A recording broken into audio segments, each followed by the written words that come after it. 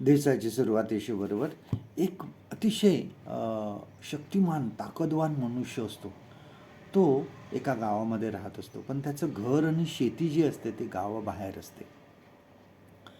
आणि त्या ठिकाणी शेती करायचं एक लहानसं घर त्यांनी बांधलं होतं. आणि परंतु गावाबाहेर असल्यामुळे जो वारा असायचा तो त्या ठिकाणी खूप जास्त यायचा. आणि नेहमी त्याचं घराचं छप्पर जे आहे हे हलायचं. त्यांनी लाकडं रचून ठेवलेली असायची ती पडून जायची.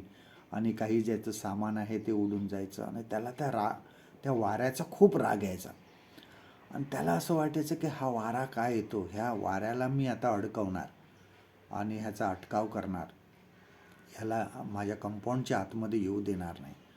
आणि मग त्यांनी एक दिवस विचार केला की माझ्या जे शेत आहे आणि माझं जे घर आहे त्याच्याभोवती मी एक मोठी दगडाची भिंत बांधेन. आणि त्यांनी त्याप्रमाणे केलं. शक्तिमान होता, त्यांनी दगडं आणले आणि त्यांनी ती भिंत बांधली. परंतु ती भिंत बांधल्यानंतर वारा जो यायचा तो भिंतीवरून सुद्धा यायचा. आणि मग ह्याला अजून राग आला आणि त्यांनी सांगितलं की आता मी अजून उंच भिंत बांधेन. आणि अजून उंच भिंत बांधल्यावर नंतर एकदा खूप वारा आला, परंतु तो वाऱ्याला जायला जागा नसते. आपण बघतो की पाणी आहे, वारा आहे, हे कुठूनही आपली जागा तयार करतात. आणि त्यामुळे तो वारा त्या भिंतीवर धडकत असताना कुठेतरी त्या भिंतीमध्ये काही भेगा त्याला दिसल्या, तो वाऱ्याला सापडल्या आणि तो वारा त्यामधून घुसला.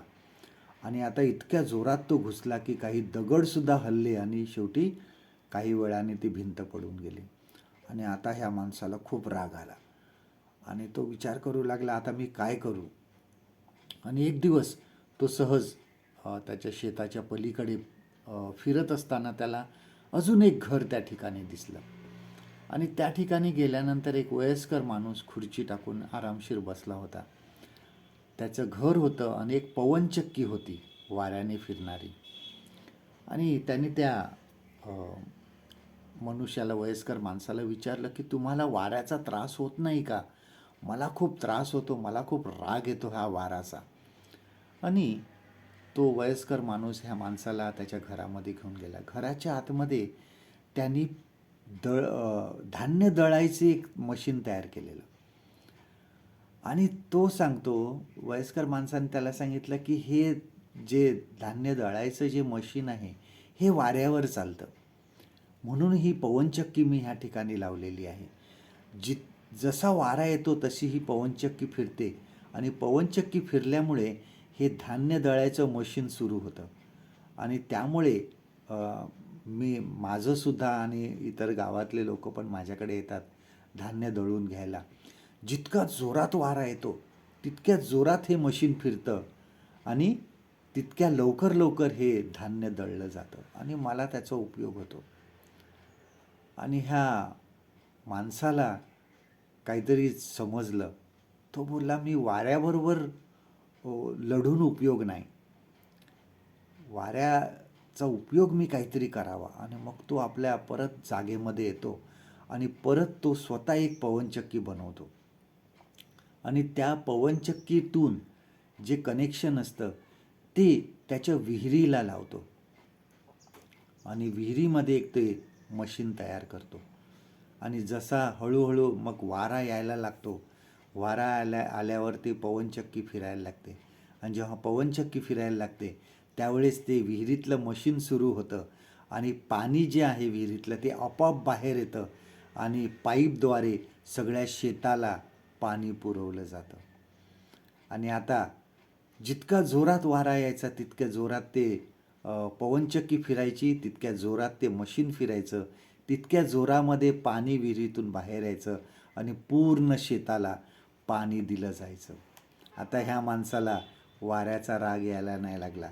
त्या वाऱ्यामधूनच त्यांनी ते काहीतरी शिकून घेतलं आणि त्याचा त्यांनी उपयोग केला. आपल्या जीवनामध्ये संकटं येतात, परीक्षा येतात, त्यांचा राग करू नका, त्याच्यामधून शिकण्याचा प्रयत्न करा. ह्यामधून आम्ही काय शिकू शकतो, ह्यामधून आम्ही चांगलं काय करू शकतो ते विचार करण्याचा प्रयत्न करा. जीवनामध्ये संघर्ष येणारच आहेत, ते कधीही संपणार नाहीत. संघर्ष जीवनामध्ये येणारच आहे. त्यामुळे त्या संघर्षाला, त्या संकटांना त्रासून आपल्याला चालणार नाही. पाऊल म्हणतो की संकटाचा परिणाम हा धीरामध्ये होतो. धीर उत्पन्न होतो आपल्यामध्ये.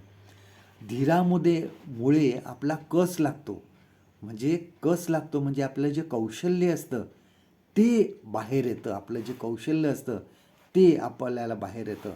आणि ह्याचमुळे आपल्यामध्ये आशा निर्माण होते. आणि आशा जी आहे ही आपल्याला कधीही निराश करत नाही. लक्षात घ्या, देवावर विश्वास ठेवा. संकटातून मार्ग शोधण्याचा प्रयत्न करा. आजचं देवाचं वचन आपल्यासाठी हे आहे, रोमकारास पत्र ह्याचा 5वा अध्याय 3 ते 5 वचनं आपण बघूया. रोमन्स चॅप्टर 5 अँड वर्स 3 to 5.